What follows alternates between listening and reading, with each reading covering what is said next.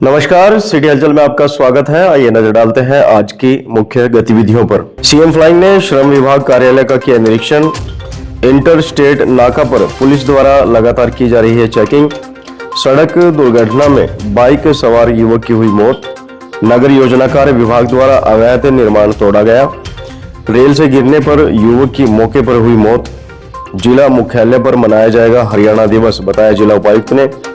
Cyber ठगी से बचने के लिए जागरूक रहना जरूरी, कहा पुलिस अधीक्षक ने। और श्री कपाल मोचन मेले की तैयारियां अंतिम चरण में। और अब गतिविधियां विस्तार से। गत दिवस सीएम फ्लाइंग टीम द्वारा यमुनानगर में श्रम कल्याण विभाग कार्यालय का औचक निरीक्षण किया गया। इस दौरान टीम ने कार्यालय की कार्य प्रणाली की गहनता से जांच की। यमुनानगर में श्रम कल्याण विभाग कार्यालय में सोमवार को सीएम फ्लाइंग टीम द्वारा अचानक औचक निरीक्षण किया गया। निरीक्षण के दौरान विभाग में मौजूद कर्मचारियों की हाजिरी और कार्य प्रणाली की बारीकी से जांच की गई। टीम ने पाया कि कुछ कर्मचारी समय पर उपस्थित होकर अपने कार्यों में व्यस्त थे, जबकि कई कर्मचारी बिना किसी सूचना के गैरहाजिर पाए गए। इससे विभागीय अनुशासन पर गंभीर सवाल खड़े हो गए हैं। निरीक्षण के दौरान टीम ने श्रमिकों को 90 दिन के कार्य से जुड़े दस्तावेजों की भी जांच की। बताया गया कि संबंधित रिकॉर्ड ऑनलाइन पोर्टल पर अपलोड किए गए हैं।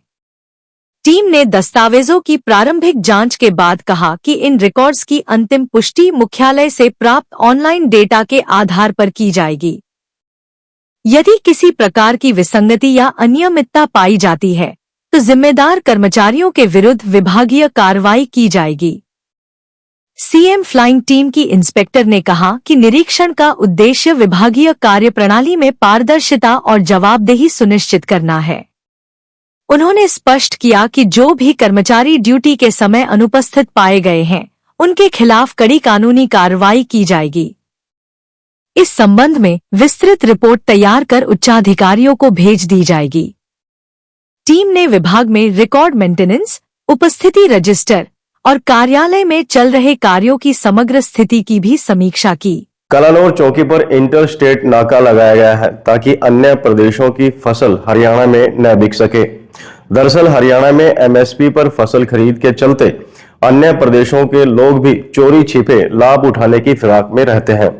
हरियाणा में एमएसपी पर 24 फसलें खरीदी जा रही हैं।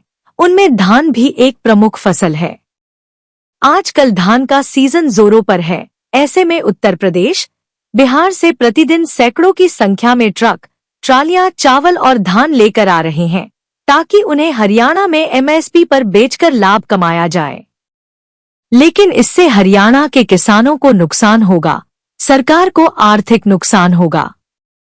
इसी को लेकर हरियाणा सरकार ने अन्य राज्यों से हरियाणा में धान और चावल के लाने पर प्रतिबंध लगाया है।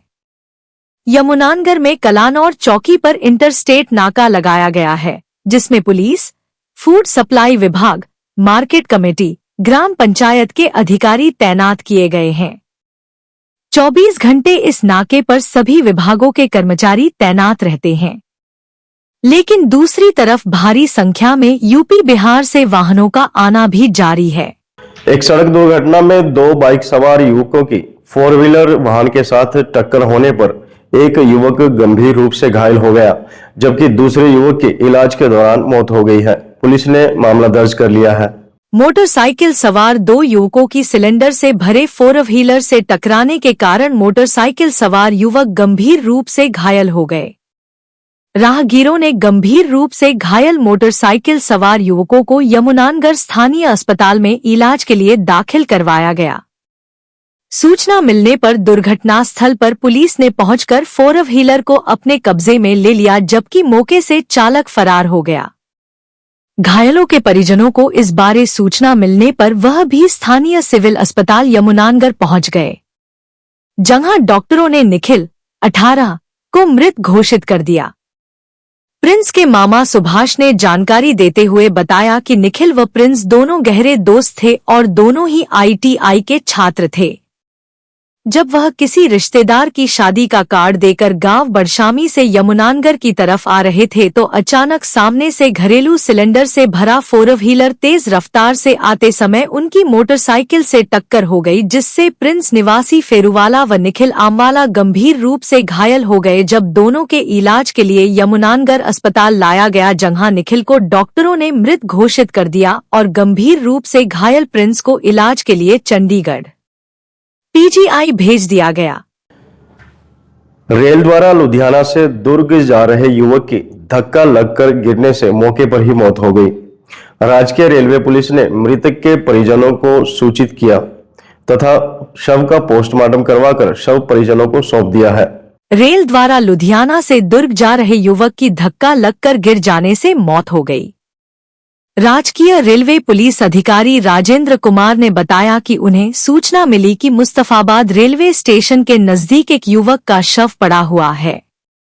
जब हमने मृतक के पास तलाशी ली तो उसके पास से एक मोबाइल मिला, जिससे मृतक के परिजनों से संपर्क किया। तब तक शव को पोस्टमार्टम के लिए स्थानीय अस्पताल यमुनानगर में रखवा दिया गया। जैसे ही आज मृतक के परिजन यमुनानगर पहुंचे तो उन्होंने बताया कि मृतक रोहित 28 सपुत्र सागर, जो लुधियाना से दुर्ग छत्तीसगढ़ से सफर कर रहा था, वह कंबाइन चलाने का कार्य करता था। आज के अंक में बस इतना ही। अगले अंक में फिर मिलते हैं, तब तक के लिए नमस्कार।